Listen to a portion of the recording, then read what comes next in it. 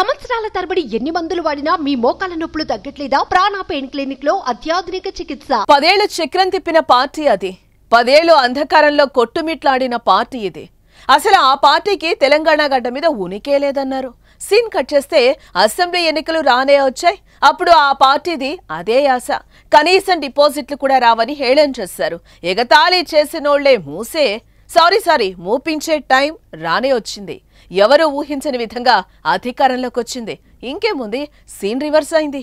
దూషించిన నేతలే ఆ పార్టీలోకి క్యూ కట్టారు. ఇంతకు ఎవరా నేతలు, ఏదా పార్టీ? Watch this.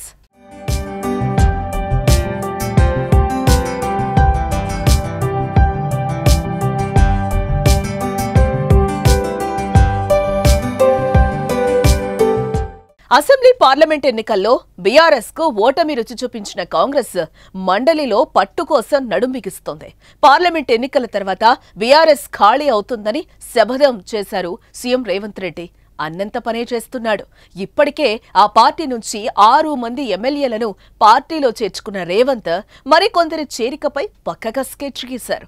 ఈ నేపథ్యంలో కాస్త ఎమ్మెల్యేల చేరికకు గ్యాప్ ఇచ్చిన సీఎం ఎమ్మెల్సీలను చేర్చుకునేందుకు గేట్లు ఓపెన్ చేశారు.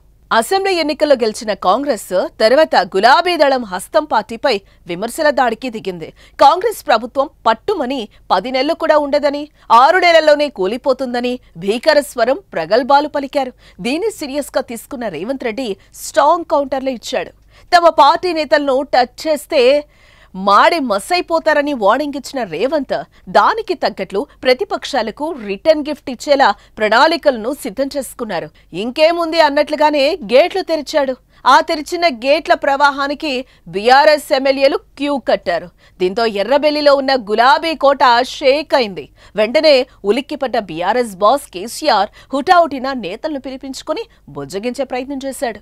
అయినా కానీ కేసీఆర్ మాటలను పార్టీ నేతలు పెడచెవున పెట్టారు.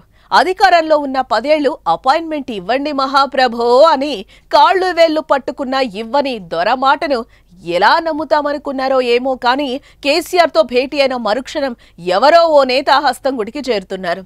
ఇదే బాటలో తాజాగా 6 బీఆర్ఎస్ ఎమ్మెల్సీలు కారుకి షాక్ ఇచ్చి హస్తంతో దోస్తీ కట్టారు.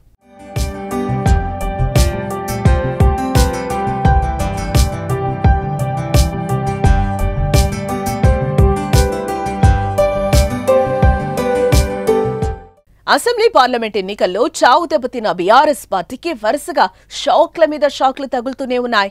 గులాబీ బాస్కు సొంత పార్టీ ఎమ్మెల్సీలు ఎవరూ ఊహించని షాక్ ఇచ్చారు. అర్ధరాత్రి కారు పార్టీకి చెందిన 6 ఎమ్మెల్సీలు కాంగ్రెస్ లో చేరటం సంచలనం సృష్టిస్తోంది.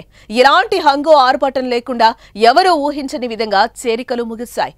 అర్ధరాత్రి 1 గంట ప్రాంతంలో సీఎం రేవంత్ రెడ్డి, కాంగ్రెస్ వ్యవహారాల ఇన్ఛార్జ్ దీపాదాస్ మున్షీల సమక్షంలో బీఆర్ఎస్ ఎమ్మెల్సీలు కాంగ్రెస్ తీర్థం పుచ్చుకున్నారు. కాంగ్రెస్ లో చేరిన వారిలో ఎమ్మెల్సీలు బస్వరాజు సారయ్య, భానుప్రసాద్, ఎంఎస్ ప్రభాకర్, దండవిఠల్, యొగ్గే మల్లేశం, బొగ్గారపు దయానంద్ ఉన్నారు.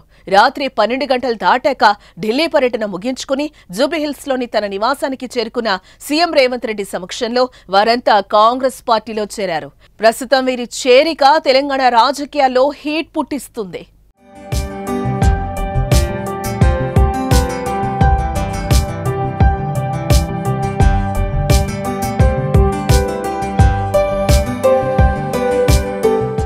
ఎమ్మెల్సీలను పార్టీలో చేర్చుకోవడం వెనుక బలమైన కారణమే ఉంది. ఇప్పటికే అసెంబ్లీలో కాంగ్రెస్ పార్టీకి స్పష్టమైన మెజార్టీ ఉంది. అయితే అసెంబ్లీ ప్రవేశపెట్టిన ఏ బిల్లైనా అమలు చేసి తీరాలంటే ఖచ్చితంగా మండలిలో కూడా దానికి ఆమోదం తెలపాల్సిన పరిస్థితి. అయితే మండలిలో కాంగ్రెస్ కంటే కారు పార్టీకి 3 ఇంతలు బలం ఉంది. సో కాంగ్రెస్ ను ఎదుర్కోవాలన్నా, కీలక బిల్లులకు అడ్డుపడి కాంగ్రెస్ ను మానసికంగా దెబ్బకొట్టాలంటే మండలినే బీఆర్ఎస్ కు సరైన వేదికగా, ఇదే అదునుగా చూసుకుని 6 నెలల నుంచి బీఆర్ఎస్ బాస్ మిడిసి పడుతున్నారు.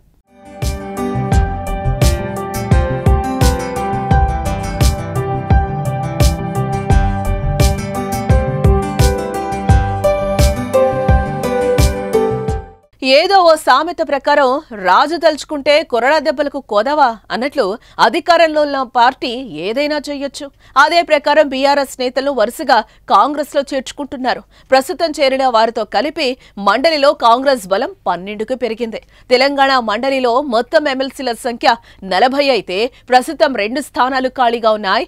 మిగతా 38 మందిలో కాంగ్రెస్ కు నిజానికి 4 మాత్రమే ఉన్నారు. మిగతా 8 మంది బీఆర్ఎస్ నుంచి వచ్చిన వాళ్లే. ఇక బీజేపీకి ఒకరు, ఎంఐఎం కు ఒక ఎమ్మెల్సీ ఉండగా 2 ఇండిపెండెంట్స్ గా ఉన్నారు. చూడాలి మండలిలో బలం పెంచుకునేందుకు కాంగ్రెస్ ఇంకెంతమంది ఎమ్మెల్సీలను చేర్చుకుంటుందో.